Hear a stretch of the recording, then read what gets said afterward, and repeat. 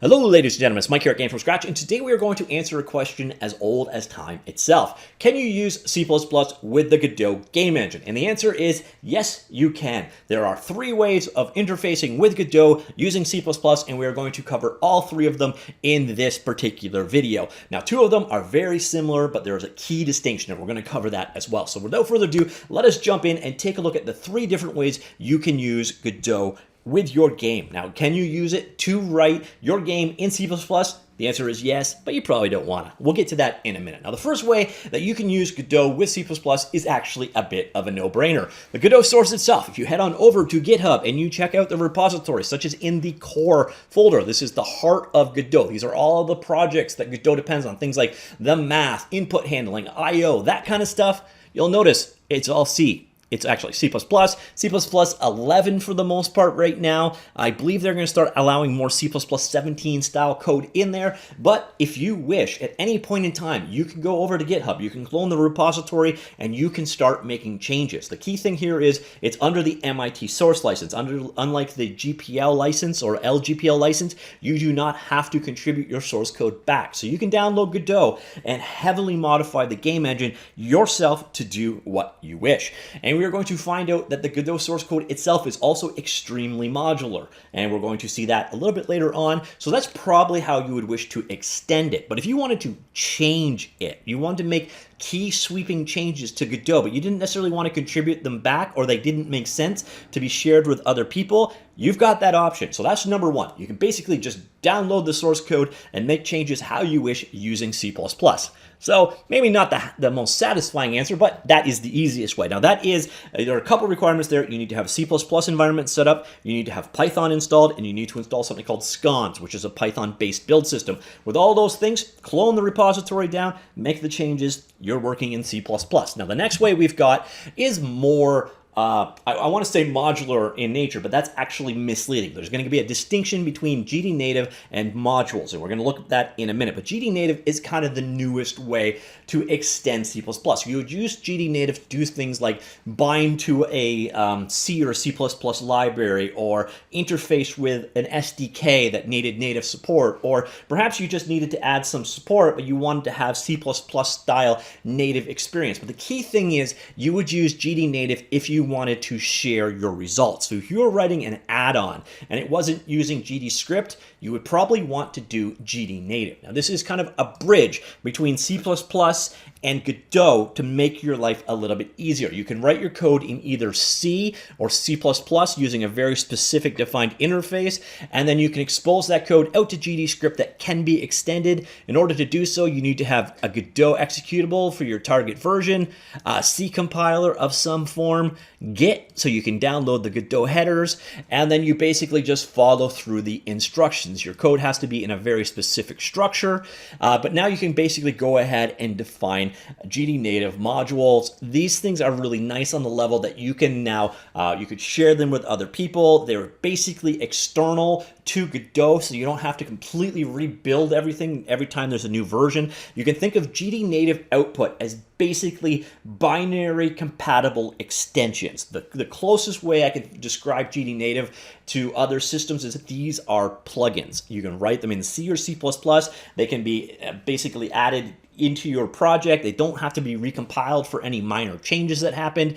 It's a nice way of basically having a C++ code that is callable from in Godot, but not tightly bound to it, like changing Godot itself would be, or like modules ultimately will be, that we'll see in a second. So what GDNative allows you to do, it's a layer of abstraction between Godot itself and binary, generally DLLs or SOs, or it's a dynamic link library of some sort that extends the Godot game engine. What you can do with it is almost identical to what you could do with modules. There are some limits, but as we're going to see, there is quite a bit that is implemented using GDNative. So if you're looking for examples, you head on over to the GDNative's GDNative demo repository. I will link this in with all the other links down below. You will see there are examples for both C and C++.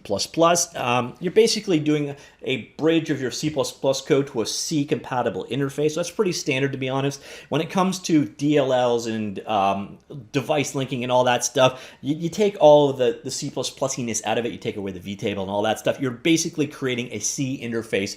You can see a couple of different examples of how to go about and create a GDNative demo.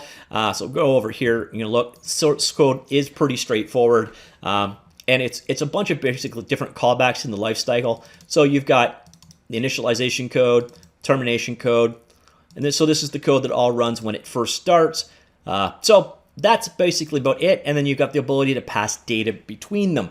It is a defined bridge between the two, but it allows you to basically hook up C++ to Godot, but without tightly coupling it, like you'll see in just a second. Now, if you're looking for an example of something that uses GDNative, a great example is OpenVR. So the virtual reality support for the Godot engine is available in the asset library as an add-on. It was implemented using the entire GDNative support, so you can understand the kind of functionality you can do. You can extend it to support virtual reality devices. You could use it to, you could do game logic in there. If you had a little bit, if you wanted to implement an algorithm, for example, a better version of A-star or something, you could do it using GDNative. You can get native performance as a direct result, but it's not going to require people to do a complete rebuild to make it work. It's not going to require a specific version match and so on. It's going to be decoupled to a certain degree.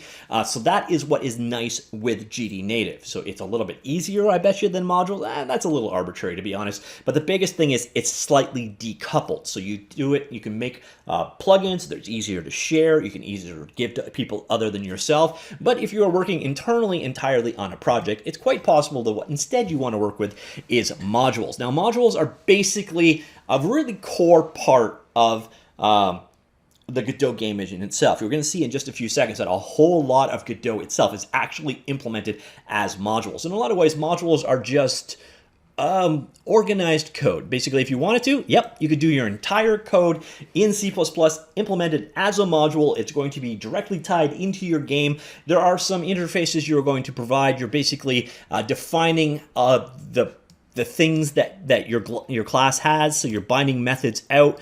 So here is an example of implementing an add method in. You're binding methods, so there's something at the core level called the class DB that you're registering things into. So you're registering 3 functions in here. The cool thing is once you've done that, those things can ultimately be called using GDScript. I've actually done a tutorial on creating a module. There's some setup. You got to do some sconce configuration stuff. Now, the downside to modules is these are effectively causing you to basically recompile everything. If you've got a minor change of Godot itself, if it went from 3.2.1 to 3.2.1b, you'll have to rebuild your module. In a lot of ways, modules are basically part of Godot itself. Now, you can have your own, you don't have to contribute these back, but you're really hooking deep into the engine itself. So if anything at the engine level changes on a binary level, you have to completely rebuild your modules. That is not true with GDNative. That's kind of probably the biggest distinction between the two. Now, in terms of what can be done using modules, well, as you will see, a lot. In fact, if we go back to the Godot engine repository, so here we are in Godot itself, you'll notice there is a directory off of it. So earlier on, we were in core, for example, there is modules. And if we look at the kind of stuff that was implemented in Godot itself as part of the entire project that everybody gets if you clone the repository, we have things like bullet physics, asset importing, ARKit support, internet support or networking support that was just added, free type font support. And then here's where we get really kind of kicker. GDNative, the thing that we were just talking about a second ago, that is implemented as a module. What about Mono or C# support? Implemented as a module. Heck, even GDScript itself, the key scripting language in Godot, it is implemented as a module. So you're going to see modules are basically really integral parts of Godot. In a lot of ways, Godot is implemented as modules. And these are, when you download Godot itself, they're going to be built as part of it, but you can also create these external modules that you are your own. It's a nice way of kind of separating your code from the main repository. but it's not a nice way to distribute your code. So if you want to create an add-on for your project, you're going to probably want to use GDNative. But if you want to do like low-level implementation stuff that you think everyone is going to want, well, you could potentially be a contributor and add it into the main repository as a module, or you can work on your own in module format. And yes, if you really wanted to, you could put your game logic in a module that you build yourself. You've got to define a couple things. Once again, you've got to define a SC sub for the sconce to know how to build your code, where the key projects are, and so on.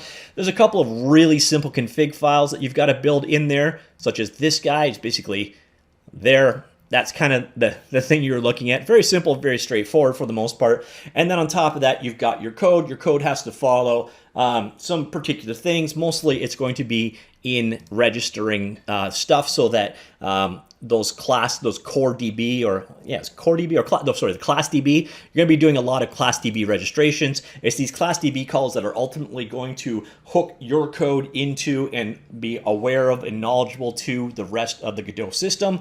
And you can implement a ton of stuff. As you can see, this is GDScript itself that we're looking at right now. There is a ton of things that you can do using modules. So that's it. Those are the 3 ways you can work directly in C++ with Godot. Number 1, clone Godot, build it from source yourself, add whatever you want. With the MIT license, you do not have to contribute it back up to the main people, and that's not even root. Sometimes you're just making changes that only make sense to you. And if you want to be a contributor, also, that is an option. You can submit your stuff up. Potentially, other people will find it interesting. The next option, of course, is GDNative. GDNative, as we saw, was implemented as a module, but the cool thing is it gives you a bit of an abstraction layer there, so it allows you to create extensions for Godot that can be brought in kind of in binary format. That way, when there's a small change to Godot, it doesn't break all of the stuff that you've created using GDNative. It's going to be working at a slightly higher level than what you're working with modules. And then finally, of course, we do have modules. For example, half of how things are implemented in Godot itself. And if you were going to create C++ code that you wanted to run your own game, obviously that's not something you're going to share with someone else. It doesn't necessarily make sense to be GDNative. You're probably not going to want to extend or change Godot itself. So in that case, extending it via a module probably makes the most sense. So if you really wanted to write your game logic using C++, ultimately, modules probably makes the most sense. But I have to say, at the end of the day, doing game logic using C++ doesn't make a lot of sense. That's why things like blueprints, C#, GDScript, etc. are all used at that level. You would normally just put your performance critical code in there. So let's say you had an algorithm you wanted to implement and GDScript wasn't fast enough. That makes more sense to implement it either as GDNative, especially if you want to share it with other people, or as a module if you're going to contribute it to the core team, or if you're going to be working with your own project and you're not sharing it with other people, and it's fine to recompile it every time there is a minor change. So that is it. Those are the 3 different ways. Hopefully that was useful. Any questions, please let me know, comments down below, and I'll talk to you all later.